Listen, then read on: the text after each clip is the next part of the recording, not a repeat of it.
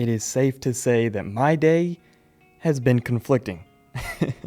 For those that don't know, I record these in a studio, and said studio is about a 10 to 15 minute walk for me every single time I want to come in. Now, it didn't rain all morning. I got my workout in this morning, got breakfast, all that. It did not rain all morning. On my walk over here to the studio, it started to pick up, as fate would have it. So if you're questioning my dedication to this podcast, that tells you all you need to know there. Because I hate the rain. I'm not a big fan of it. I'd rather have it snow. But on the flip side, I woke up, which is also a blessing. Like I mentioned, I got my workout in, which is also a blessing. And then besides that, I also saw that on one of my fantasy football teams that I need help in, I was able to bring in Devontae Adams for Devontae Smith and Courtland Sutton. Let me know down below if that was a good or bad trade. I think I took a W on that.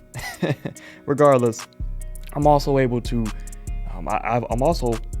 come in today and record this podcast for you guys. So overall, I've had some ups and downs this morning, but that's every day, right? With that out of the way, we have a jam-packed show today. You guys say I love to go on tangents, so we're gonna attempt to minimize that here today. We're going to be ranking all 30 NBA teams in 15 minutes or less. We're going to try our best there. We're going to be revisiting the LeBron-Lakers era, and we're going to cover all of the Nets craziness that they have around their team right now. So hey, without further ado, welcome to episode 6 of the Anomaly Podcast. I'm your host, Owen Stiftar. Let's rank these teams. All right, here, we're going to get into it. 30 teams in 15 minutes. It's very simple how it's going to work. We have a tier list here on the side. You guys obviously can't see that. It'll be on the screen for you guys. And I would try my best to go through all 30 NBA teams in 15 minutes. I might not cover every single team because some don't need to be covered. But nonetheless, 30 teams, 15 minutes. The tiers are broken down by which seed I think these teams will end up based off of how they played this season. And if I have enough faith in them to turn it around for the long haul, right? The teams will be in no particular order. That's very important. They will be in no particular order. And if they're in a certain tier, that's just where I think they'll end up. That's their tier, right? But before we start, let me get my timer ready. Accountability, people. Accountability. But here we go. Before we get into it, actually, before I set this timer, the first tier we're going to go into are the lottery teams / the Victor Wembanyama / Scoot Henderson tier. Obviously, you'll see it on the screen here. But without further ado, let's get into it in 3, 2, 1. All right, there we go. My timer is set. For the teams in this tier, the lottery team / Wembanyama tier, we're going to have the Sacramento Kings, Houston Rockets, Utah Jazz, San Antonio Spurs, OKC Thunder, Indiana, Orlando, Detroit, and Charlotte. So when it comes to Houston, San Antonio, OKC, Orlando, and Detroit, so when it comes to those 5 teams, we won't spend too much time on those teams today. It's obvious that they're young, they're letting their talents grow and develop into their own, but more importantly, they're trying to lose games, aka tanking for Victor Wembanyama. I do want to quickly comment on the team remaining, the other teams, which are Sacramento, Utah, Indiana, and Charlotte. We'll start with Sacramento. Big news for Sacramento. They just picked up their first win the other day against the Heat. But more importantly, the reason I wanted to cover this team was Keegan Murray. He has been amazing. 19 points a game on 54, 42, 86 splits. I mean, he's almost, I get it, numbers are skewed, but he almost has a 50, 40, 90 on 20 points a game as a rookie. That's huge for the Sacramento Kings. The Kevin Huerter addition has been slept on. He's provided much-needed consistent perimeter shooting for a team that lacks it. De'Aaron Fox, he's been great. 28 points a game while shooting 40% from 3. Like I said, I understand the numbers are skewed right now, but if he can keep that up, he's going to be an all-star. And hey, at the end of the day, they still have trade pieces in Domantas Sabonis, even though they just brought him in. They have Harrison Barnes that all contending teams would love to have those two pieces. So they have a future. They just have to go about it the right way, right? For Utah, they just keep winning. They just took down a jawless Grizzlies team. Nonetheless, they're 5-2 on the season. And hey, on paper, you would think a front court of Kelly Olynyk and Lauri Markkanen would be the worst defensive front court in basketball history.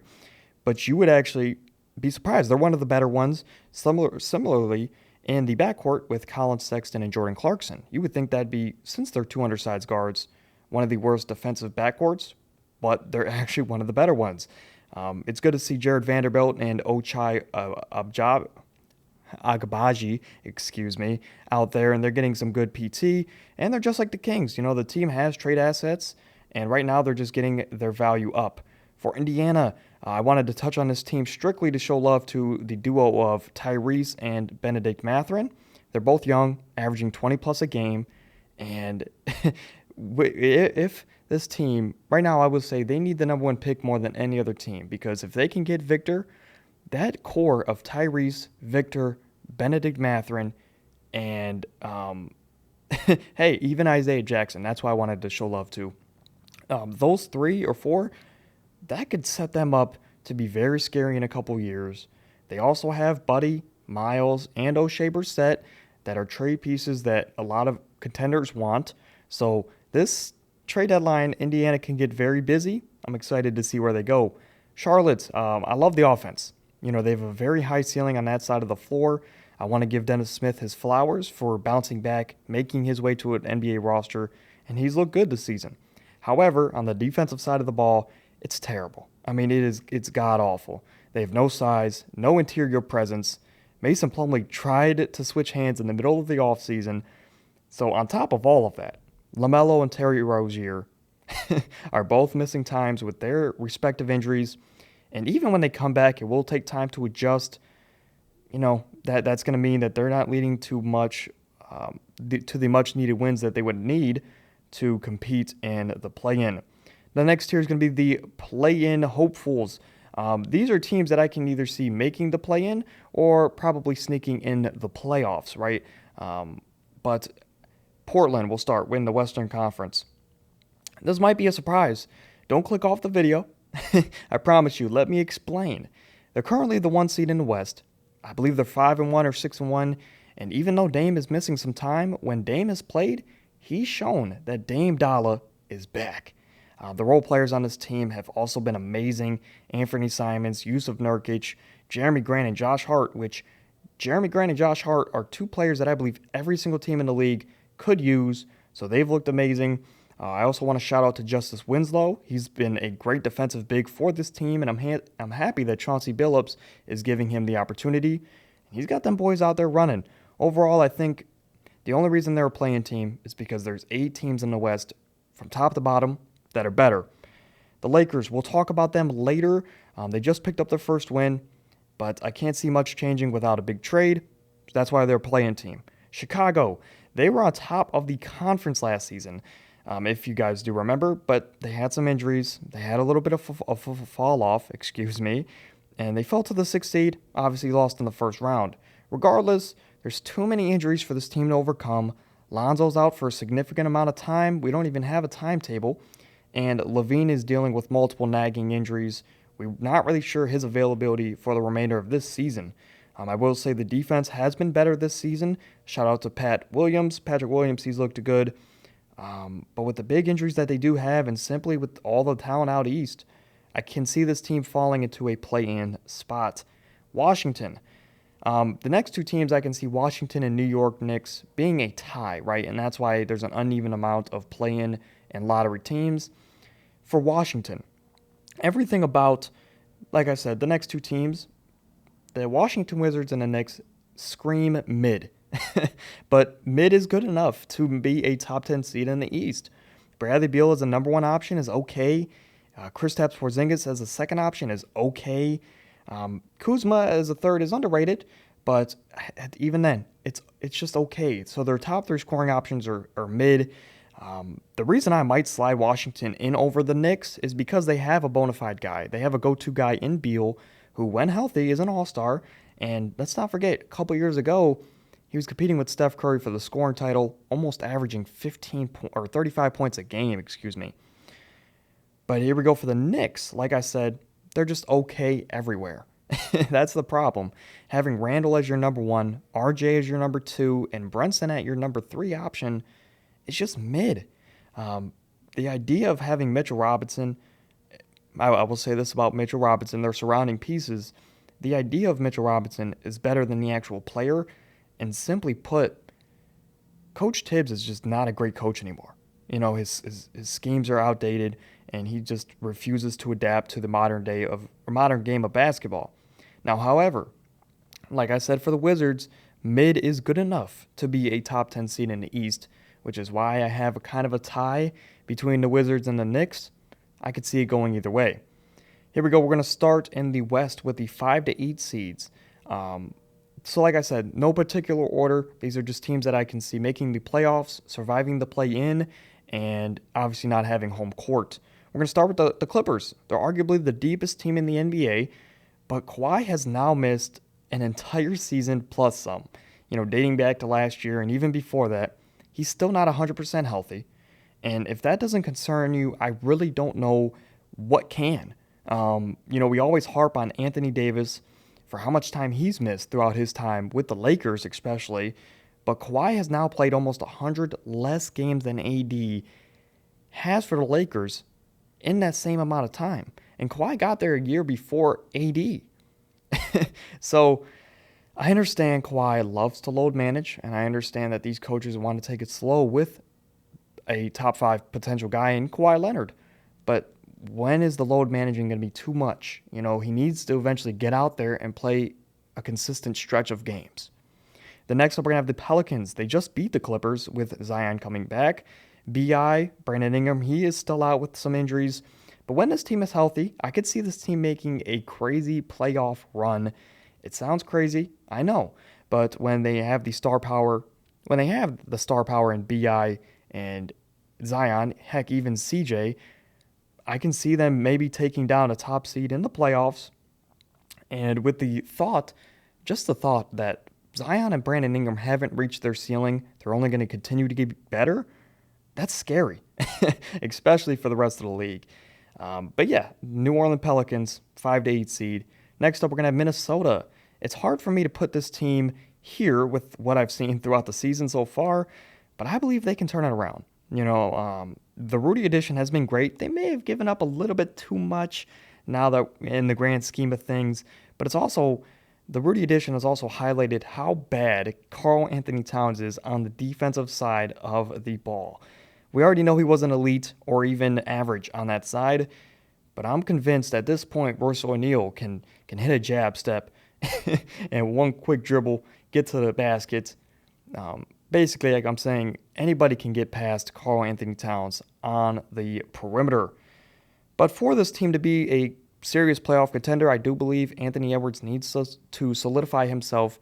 He needs to take that step and be that guy. He needs to be the guy for this team, not a guy. So we'll have to see if they can turn it around. My last 5 to 8 seed is Dallas. Luka is the offense. And Christian Wood, obviously the addition has been great. He's looked amazing. They have a solid to elite offense. I'd say more so average offense. Their defense has looked better this season. J. Kidd has them boys defending. That's one thing you can always count on for a J. Kidd team. What is worrisome is everything's going to be on Luka yet again when it comes to the playoff time. So we'll have to see how that goes. Next, East 5 to 8. The Atlanta Hawks we're cutting down on time here. We got to speed up. The Atlanta Hawks, DeJounte Murray has been everything they could have asked for, plus some. The team is built nicely around Trey. We know Trey's an offense by himself, but the defenders around Trey, this team is built perfectly for him with the perimeter defenders in DeJounte, DeAndre Hunter, John Collins. He has lob threats in Capella and Double O. I do worry about the consistent perimeter shooting with this team, but Bogdan, hopefully he can bring that when it comes to playoff time. And Atlanta, at the end of the day, they're going to be a 5. They're going to make the playoffs, right? Next up, we're going to have Miami. I'm telling you guys, the lack of moves that this team made in the past offseason is going to hurt this team more and more as the season progresses. Everybody, including me, tried to give this team the benefit of the doubt because Miami just finds diamonds in the rough each and every season with the Martin brothers. Then they had Max Strus come in last season. Duncan Robinson's another example. This team's very good at finding hidden talent, but Jimmy Butler is not a regular season player. Neither is Kyle Lowry. I worry about those. I worry about Kyle Lowry. Really just the whole backcourt play of this team because Jimmy's technically a wing, right? They are built for the playoffs, Miami, but that backcourt scares me with the defense and just age of Kyle Lowry. But hey, at the end of the day, they do have one of the best coaches in the NBA. They have one of the best defenses in the NBA. It's just the lack of star power around Jimmy will cap this team's ceiling, and I can't see them making it past an Eastern Conference Finals again. I think that's their cap right now, unless they make a big move. Brooklyn we'll talk about later, but they're in this tier. Toronto, it might come as a surprise that I have them making the playoffs over a team like Chicago, but I like this Toronto team. They're tough, they're gritty, defensive-minded team. They have length, and not to mention a great coach in Nick Nurse. I believe the offensive jump for Scotty Barnes that they probably would have expected this season. It's going to take longer than expected. But hey, when the game slows down in the play-in or the playoffs and they need to lock in for a couple games defensively, we know they can do that. And really when it comes down to a Toronto-Chicago matchup, give me Toronto because Freddie and Pascal can carry the offensive load while Scotty continues to grow into his own. And the defense is always going to be there for this Toronto team. The West 1-4 seeds. We got to hurry up here. Denver, Golden State, Memphis, and Phoenix. Denver, no surprise here. Once MPJ and Jamal Murray get their feet back under them and they return to where they were, I think this offense can go to new heights that they've never seen before with Jokic at the helm. But also, I think they had one of the most underrated off seasons picking up KCP and picking up a Bruce Brown. It really goes to prove that fit is more important than name in the NBA. Golden State, they're coming off of a championship, clearly one of the best teams in the league. They had a bit of a slow start to the season, but they have everything to be great once again. They have the defense. They have the depth, offense, star power, great coaching, great medical staffs, great parking lots, great cars, great air. I don't know. They have everything, right? But again, no surprise, Golden State is here. Memphis, Ja has arrived. He's taken a huge leap this season. The roster from head to toe is just very, very solid. Not to mention, Triple J will be back eventually. Just not confident quite yet that this team can make it past the second round. Phoenix, it's clear that CP is aging. It's rather sad, but Father Time is undefeated. It's also clear D-Book has taken that next step. Miles Bridges, Cam Johnson, DeAndre Ayton are also becoming well-rounded players, and that's going to do nothing but help this Suns team. But still, the depth is very concerning.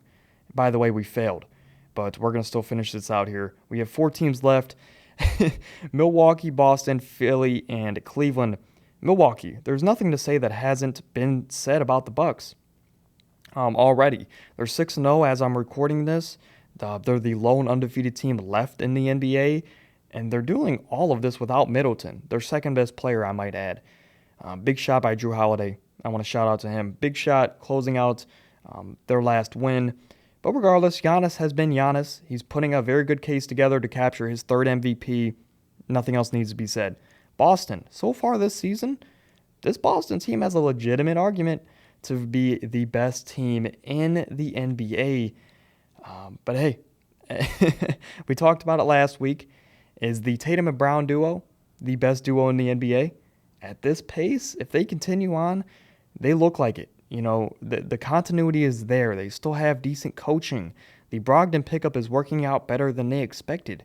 And the NBA, I will say this, with how good the Boston Celtics have been, there was an uproar, I'll say that, in the NBA media. The NBA, they do this every year. They release their Kia MVP leaderboards, right? And Jason Tatum, with being on this great Boston Celtics team, he wasn't even top 10. So that got everybody in an uproar. I thought that was very interesting. he should be in the top 10 for MVP. Philly, the starting five alone will get them home court advantage come playoff time.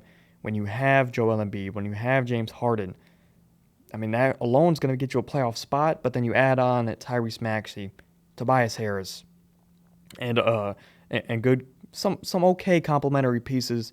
You will be a home court advantage team. I will say though, their star power does blind us. Their depth is horrible. DeAnthony Melton was looked at to be an underrated pickup this offseason.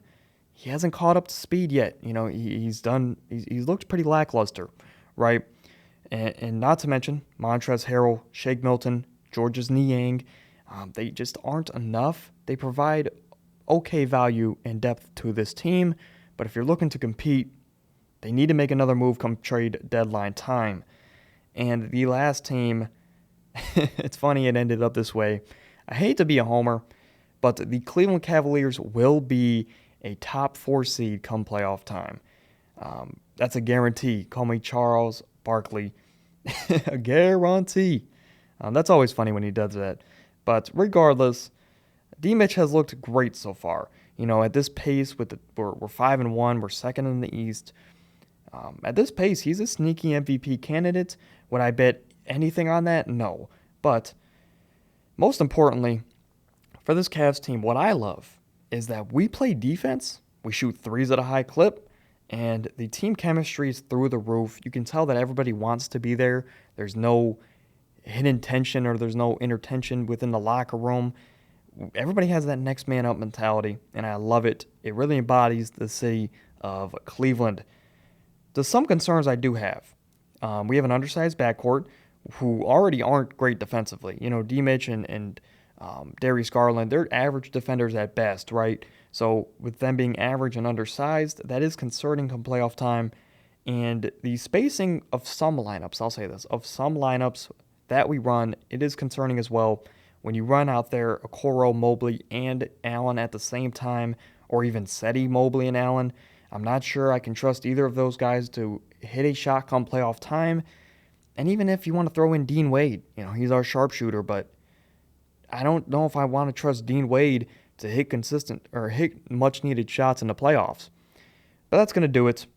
Those are our that was our 30 teams in 15 minutes. It was more so like 20 minutes. But hey, you know, we're getting better, right? That's going to do it.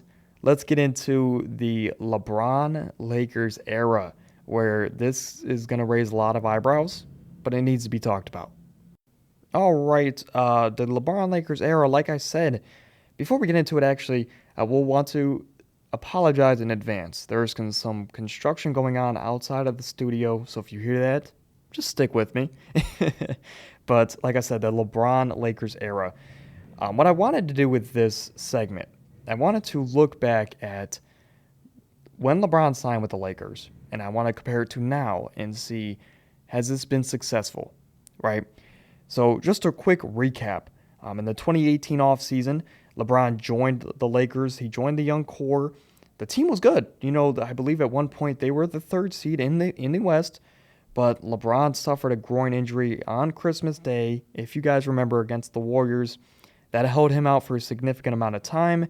You know, not to mention, Lonzo and Brandon Ingram also suffered multiple injuries that kept them out for pretty much the whole season. That was LeBron's first year he missed the playoffs. Well, I'll say this. As we all know, with the Miami run and then the second Cleveland run, he made 8 straight finals. LeBron went out west, and the first year in the West, he missed the playoffs with that young team. It ruined his streak, and overall, I guess when we look back at it, we can say that first season was just riddled and ruined by injuries, right? But then, hey, the young core of the Lakers, you know, it was heavily rumored and all that. I remember my friends and I would always talk about it. We would think, there's no way this happens, right? But the young core was then traded for Anthony Davis in that offseason. A package of Lonzo, Brandon Ingram, multiple picks. I think it was like 6 or something. But it was a crazy package that went to New Orleans, right? And they ended up, I believe it was also the 4th pick too, which at the time helped. It was a good trade for both teams, right, in retrospect. But at the time, when you paired two top five players in the league in LeBron and Anthony Davis, it seemed unreal, and it seemed like almost when KD joined the Warriors, right? When yes, I get it, the Warriors are a great team head to toe, but when you have Steph Curry and Kevin Durant on the same team, it's not Team USA. So it just seems unreal to see the star power come together, right? And then also for the Pelicans, it was a great trade. They obviously picked up Zion in the same offseason, so they had a great core to build around. And as of right now, the Brooklyn Nets, not the Brooklyn Nets, the Pelicans look okay. But then came the next season, right? The 2020 season, which I'm not up for debate on this one. That might be the craziest season of all time when we're speaking any sport ever, right? But strictly, we'll keep it to NBA. I will say that's the craziest season of all time. It started, then it stopped because of the coronavirus, obviously. Um, but then it resumed again. A couple, I think 2 months went by, and then it resumed again, where players' life, every single day they woke up. I mean, it was well documented, and it was funny to see them go through their daily lives. I mean, a lot of players started vlogging their daily lives and stuff like that. But cut and dry, on paper, their life was wake up, basketball, sleep, right? And some would say that that bubble experience provided the peak form of basketball, and some other people, I'm not going to, point fingers here, but others would say it was the easiest championship for any team ever. Because there was no crowd and because there was no atmosphere you had to face, every game was played on the same court, basically. So you can have your arguments. I believe that it was definitely the toughest or one of the toughest championships of all time. But regardless, LeBron and the Lakers, they went into that bubble. They won the finals that season. And that made LeBron the first player to ever win 3 finals MVPs with 3 different teams. I believe he's still the only player to ever do that, right? Unless, I know there's some players in the league right now, like if Kawhi were to do it, he would qualify for it. But LeBron, first ever player to win 3 finals MVPs with 3 different teams. So far, 3 years in, first year riddled by injuries. Second year, they trade for Anthony Davis and they win a championship in the NBA bubbles, right? Then came the next season, right? Which, if you're keeping count, like I said, it's LeBron's third season with the Lakers. The team entered the season with a clear goal of defending their crown, defending their championship. But that mission fell victim to a lot of injuries and just a lack of cohesion at the end of the day, right? There was no team chemistry with that team, with the changes they made. And not to mention, I think we often forget this, and we will forget this when we look back at LeBron's career. That season was a shortened season. So this was the season before Russell Westbrook. It was a shortened season. It was only 72 games. The Lakers only had 60 days between their last game in the bubble to the start of the very next season. So the Lakers and the Heat were definitely at a disadvantage. And hey, some would say that is the sole reason that the Lakers stars had health issues that next season. Regardless, they wound up getting a 7 seed when LeBron and AD both came back to play, and they got bounced. And they got bounced in 6 games by the Suns, who ended up going to the finals, and they lost to the Bucks, obviously. But do remember, they were up 2-1 in that series, and they were up 2-1 in that series until AD suffered that groin injury. I remember going into that playoffs, the Lakers were the 7 seed, and a lot of analysts and a lot of experts, and even me, I mean, I thought that Lakers team, at that point, we didn't see the LeBron-AD duo not win or not come out on top, right? So I was like, there's no way in a 7-game series you have 2 top 5 players in the world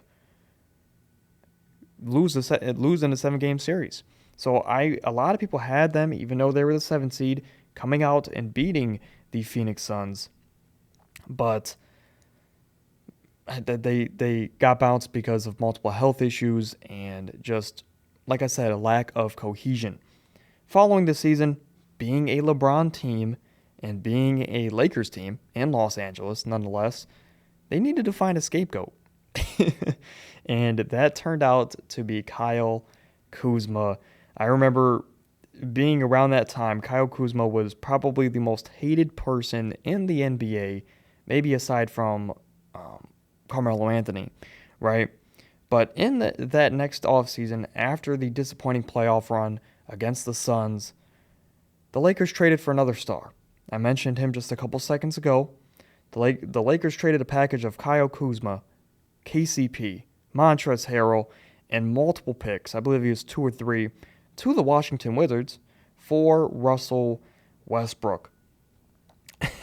For some reason, the Lakers had a different vision of who Russell Westbrook was to that point in his career, or who he was, from OKC to Washington.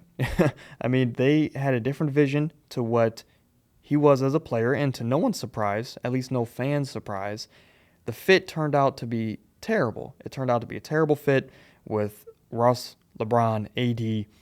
Like I mentioned earlier with the Nuggets, it really proves that fit over name is so important in the world of sports, because most of the time, the talent is not going to get you over.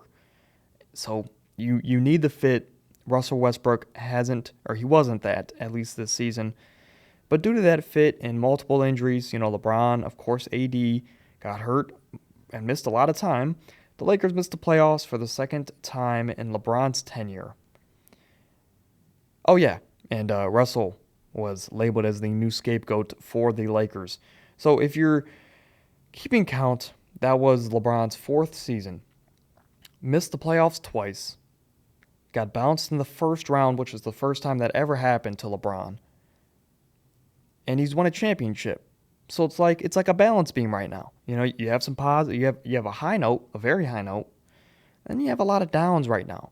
So at least the 3 seasons for LeBron's expectations, you've had a plus and 3 negatives. Obviously, it's due to injuries and all that, but I just cut and dry. 1 high positive in the championship, 3 low negatives, right, with the injury-riddled seasons and getting bounced in the first round to the Phoenix Suns. It's never what we expected from LeBron James. But here we stand today, the 2022-23 season. It's LeBron's 5th year as a Laker, but there's no spacing on this team whatsoever. They are shooting the worst three-point percentage in the league.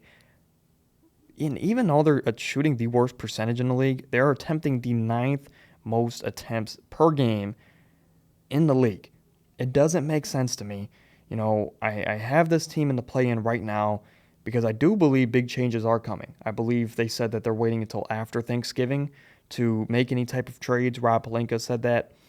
But if they need to trade, they need some changes to this offense. And at the end of the day, when you have LeBron James and Anthony Davis as your best 2 players, you are going to have a shot. And that's why I'm giving this team a play-in spot right now.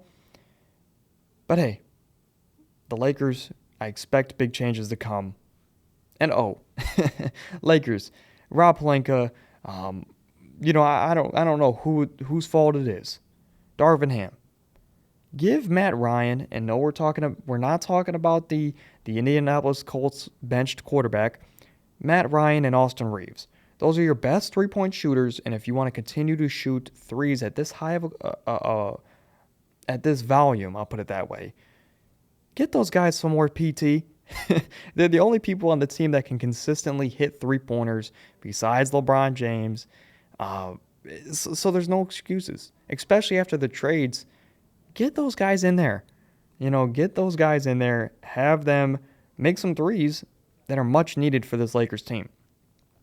Now, if the Lakers don't make changes this season, I this is where it's going to get spicy, so stick with me. I do believe there will be questions whether it's time for this Lakers team to blow it up.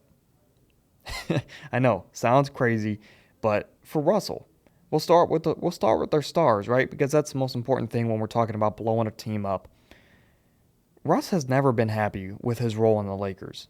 It's seemingly like he doesn't want to be there. He's the scapegoat for this team, and I mean the whole city hates him right now, right? It seems like a lot of the players do like him, but it's just a lot of boneheaded mistakes and decisions that he's made, and just his role with the team. It's just not a good fit. So I can see Russ being moved as soon as tomorrow, or by the time I leave this studio.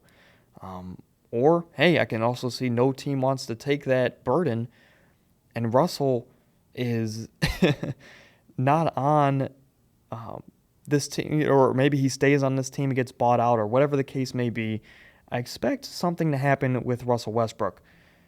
For AD, I mean, we know AD's long history of health concerns. I mean, it's no secret the talent he can be when he plays, but that's the issue. He doesn't play. He's never available. Availability is the most important thing, and AD hasn't given a team that since probably his rookie or sophomore season, and that was with the Pelicans. And then LeBron. I mean, LeBron, I hear you, but hear me out. Hear me out. LeBron, he just posted he just had an Instagram post where he was talking about being underappreciated, and how much longer am I going to be taken for granted? And that was before their first win. But regardless, is it time, with another unsuccessful season, is it time to move off of LeBron? I was talking about this with a friend the other day. LeBron is one of those people you can't even imagine trading. You can't even come up with a trade package for LeBron, because you can't come up for a trade package for Kobe Bryant. You can't come up for a trade package for MJ. There's just icons in the game of basketball that you can't trade. It goes beyond the fact of their production as a player. It is their impact on the game of basketball that puts them in this untouchable tier that I can't see LeBron getting traded for anything. But, I mean, hey, LeBron's made it known multiple times. He wants to play with his kids, at least Bronny, right? At least Bronny. Bronny's his oldest, I believe. In 2 years, he'll be in the league.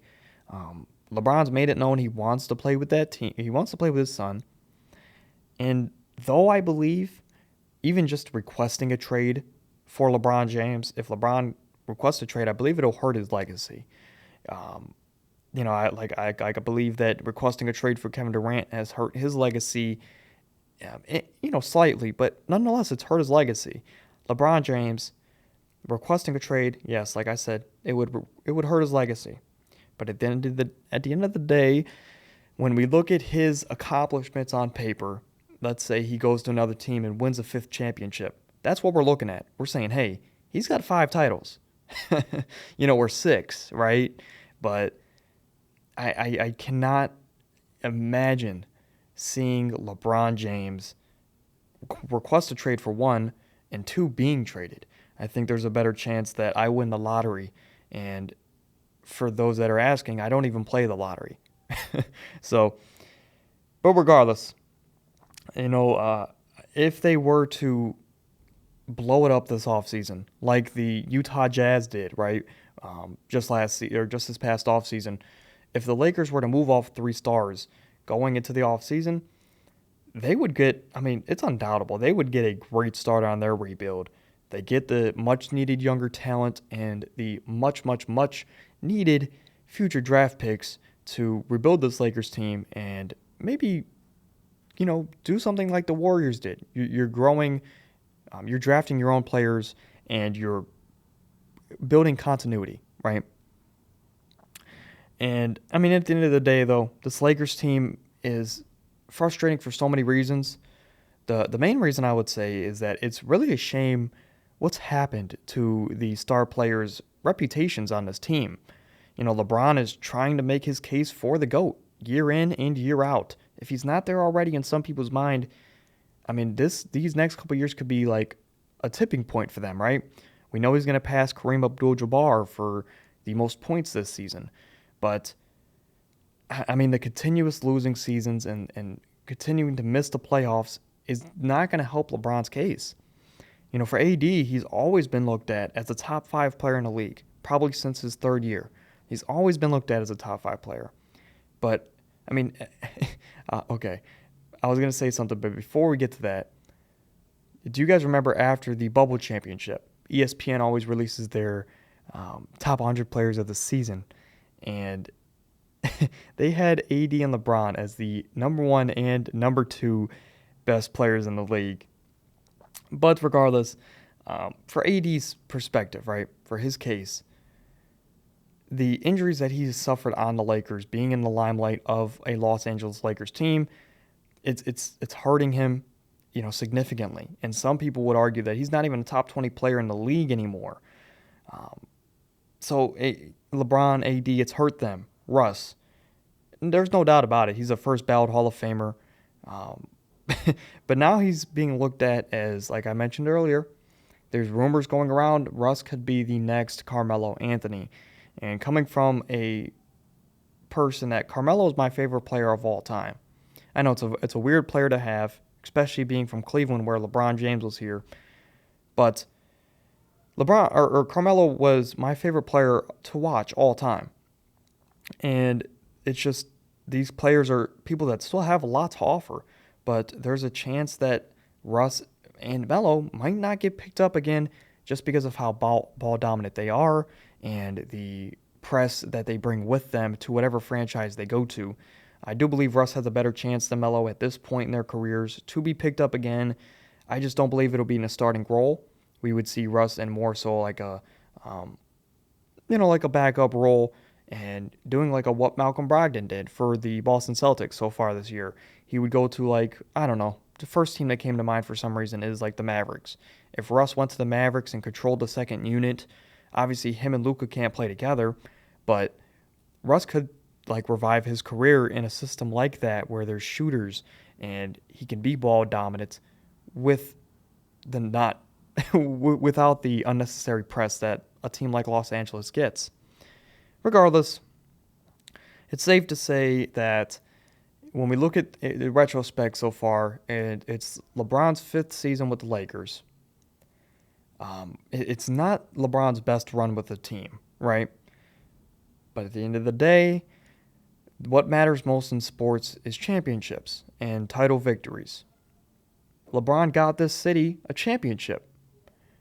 And I honestly, it's hard to say, like, just on a base level that all these negative seasons are just outweighed by one championship. But I believe that championship trumps everything. That's an interesting comment. That's an interesting question, though. Let me know down in the comments if this LeBron-Lakers era has been successful. Let me know, has LeBron done enough in LA, or do you believe he should have done more, or do you believe he needs to push for more now, right? Is there more to come for LeBron with the Lakers? Will he retire there? Let me know what you guys think down below. I believe, ultimately, they got a championship that trumps everything. And I hope that they can win LeBron a fifth championship, but they're not doing it with this roster. And at the end of the day, that's all I got for the LeBron Lakers when we revisit that. Let's get into the Brooklyn Nets and whatever craziness they have going on over there. All right, the Nets struggles. This will be the last topic before we get you guys out of here today. I went on a long tangent. We went a little bit overboard with the 30 teams in 15 and the LeBron-Lakers era. We'll try and wrap this up relatively quickly, but it's a topic I want to touch on nonetheless.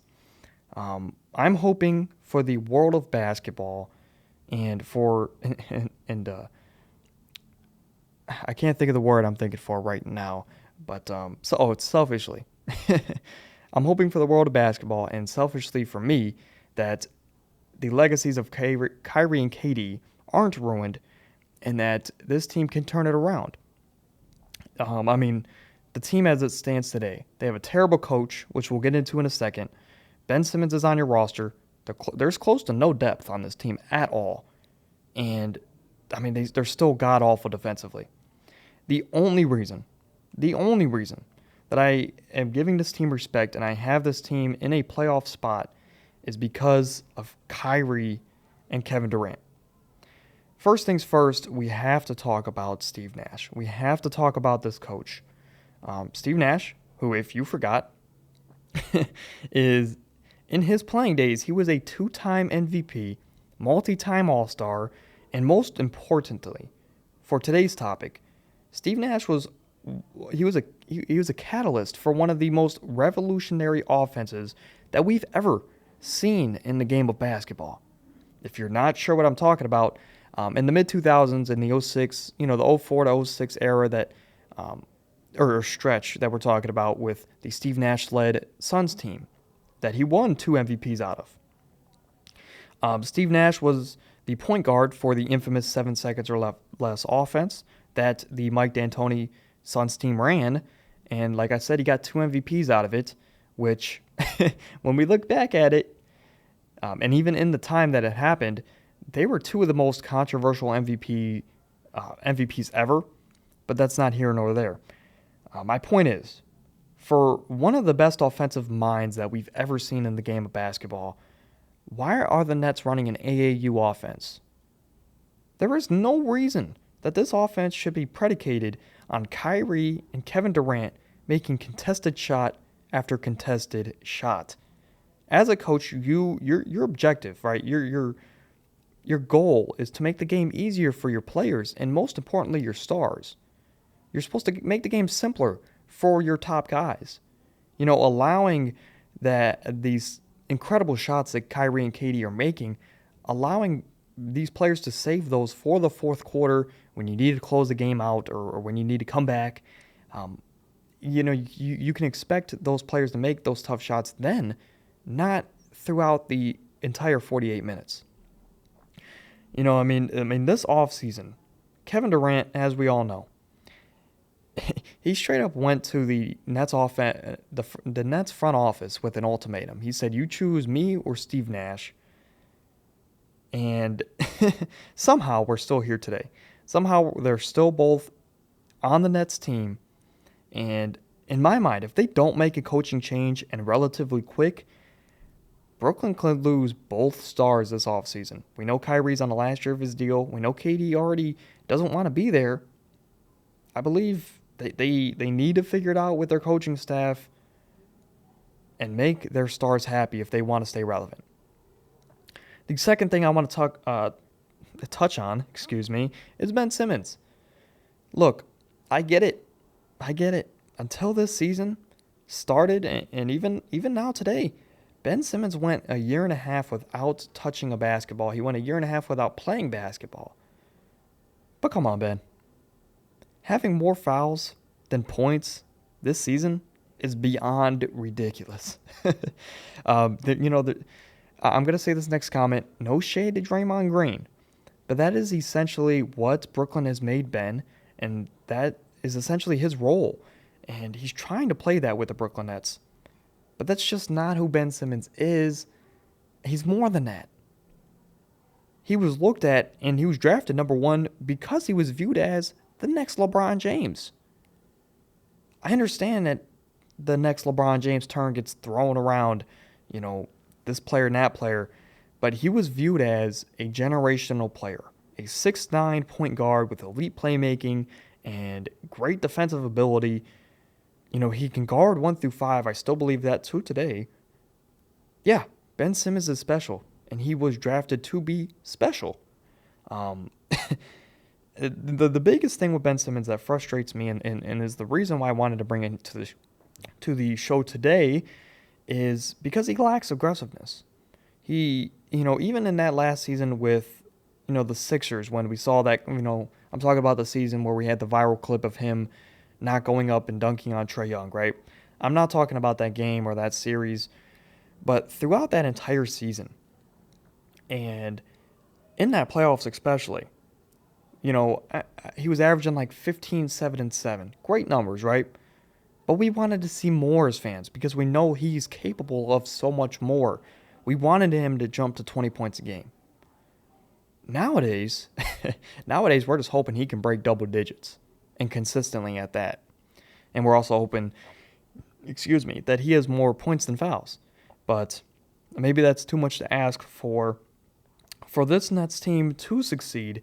In my belief, in my opinion, Ben Simmons needs to step it up. Make the game easier for Kyrie and KD on the offensive side of the ball like we know he can do. This is Ben Simmons, 6'9" guard that can make the heck out of the basketball. He can have such of an impact on the offensive game that it can dramatically change his team offensively. And that's scary for how good they already are. And, we already know Ben Simmons. He can guard 1 through 5, like I said. He's going to continue to guard the other team's best player. We just need him to cut back on the fouls. But offensively, that's a Ben Simmons and a coaching issue. At the end of the day, though, Ben Simmons needs to step it up.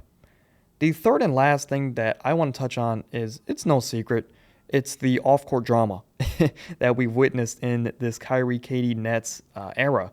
It's a miracle, like I mentioned earlier, that this Nets team still has both of their stars with everything that happened, with Kyrie saying a lot of cryptic stuff this last offseason, with KD publicly coming on and requesting a trade. It's a miracle they're all still here. But since all that happened, absolutely nothing has changed.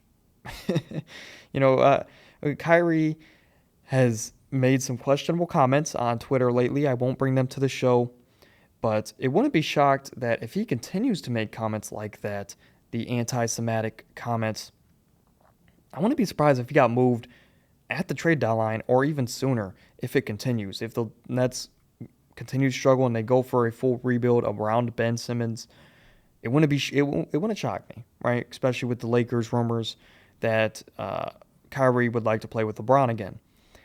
And like I mentioned, KD publicly asked for a trade this season. You cannot, and I repeat, you cannot tell me that there is not any tension. Well, we already know there's tension between Kevin Durant and the coaching staff. But you can't tell me that there's not at least some tension between KD and the rest of the locker room, right? With him just willingly wanting to get up and out of there and giving up essentially on his teammates. But we know Kevin Durant doesn't care. And we all know the story of Ben Simmons. I don't need to touch on that. I kind of just did. So those three stars are all still having off-court drama. And I really hope, selfishly, like I said, I really hope KD and Kyrie can come together, figure this thing out, and win a ring together. I think it would be good for overall just the game of basketball. But for those two, I really hope they can win one. At this point, it's very hard to see them even competing, past the second round of the playoffs. But all in all, everything except this. Okay, I'll put it this way. I'm losing my train of thought here, but we'll put it this way. I will say that expect the rest of this season and this offseason to be the most important stretch in the Brooklyn Nets history. If these stars leave disgruntled, or if these stars leave and they aren't happy with their experience, that could put a bad mark on Brooklyn. And I'm really excited to see, from a basketball perspective, how this turns out for this team. I'm hoping they can turn it around. I'm not even a Nets fan, but we will have to see what happens with these three big stars. That's going to do it, though. Let's get to the close, and I'll see you guys in a sec. All right, that's going to do it for today's show. The episodes to this point have ran a little longer than I would have liked, but we're getting you in and out today. Now that I'm actually looking at it, it might be around the same time. But hey, maybe I need to set more timers for myself so I know to get in and out and quickly at that. But to recap, today we covered all 30 NBA teams in 15 minutes. I think it was like 17, but hey, who's counting? We also covered the LeBron-Lakers era and if that was a success, and also the craziness around the Brooklyn Nets. So if you missed any of those, you can always skip through the video when this gets posted onto YouTube. You can always go back through and listen to whatever you want to listen to, right? I always have pictures on there that you guys can kind of pick up when the topic changes. But if you haven't supported the channel yet, and you would like to, this is your reminder to subscribe if you haven't, drop a like, turn those post notifications on, because on Thursday's show, we have a special announcement for the next Tuesday show. I know a lot of connecting pieces here, but you don't want to miss it. I really believe you fans would love next Tuesday's show, so make sure to tune in to next Thursday, or this upcoming Thursday. But if you've made it this far, thank you for listening to today's show. I will see you guys on Thursday. Until then, peace, love, and hugs. I'm out.